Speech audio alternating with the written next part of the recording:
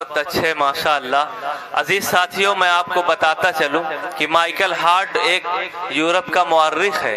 اس نے 100 عظیم شخصیات پر کتاب لکھی، دنیا کی جو 100 عظیم شخصیات گزری ہوئی ہے ان میں سب سے پہلے ہم سب کے آقا و مولا تاجدار بطحا احمد مجتبی محمد مصطفیٰ محمد عربی صلی اللہ علیہ وسلم کا نام لکھا۔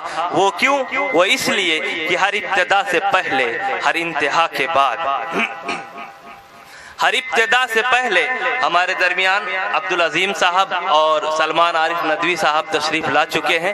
ہر ابتدا سے پہلے، ہر انتہا کے بعد ذات نبی بلند ہے، ذات خدا کے بعد، اور دنیا میں احترام کے قابل ہیں جتنے لوگ، میں سب کو مانتا ہوں مگر مصطفیٰ کے بعد۔ یہ مہر و ماہ ستاروں کی دلکشی کیا ہے؟